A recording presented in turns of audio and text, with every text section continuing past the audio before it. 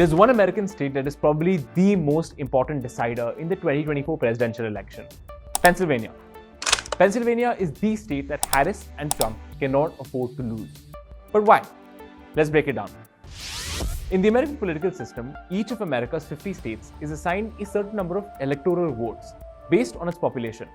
So some large states like California have 55 electoral votes, while a small state like Maine has just 4 electoral votes.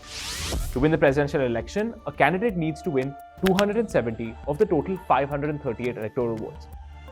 Now, why does Pennsylvania matter in this?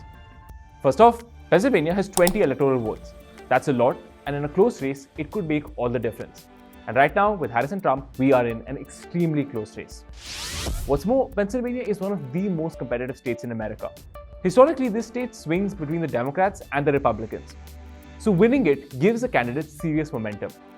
In 2016, Trump won Pennsylvania by only about 45,000 votes. And in 2020, Biden flipped it back, but he won by a thin margin of just about 80,000 votes.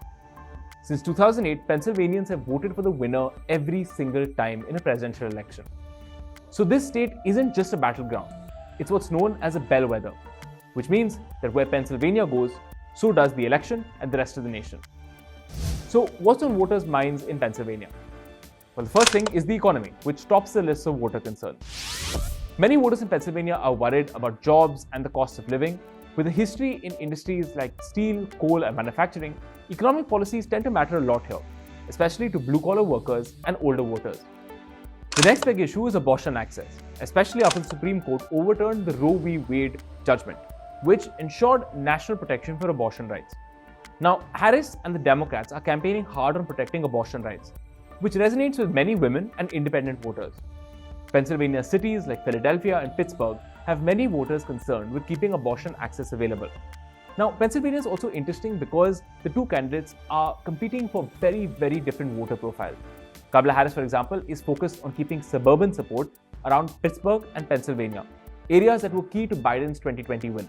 She is also relying upon support from Black and Latino communities, especially in the city of Philadelphia, where these groups make up a significant share of the population. Trump, on the other hand, has the strongest support among white voters without college degrees, and those in traditional industries.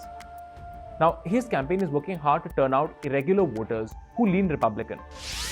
The polls right now are incredibly close. Of the 12 major polls in September, 6 show a tie, 4 give Trump a slight edge, and 2 have Harris ahead.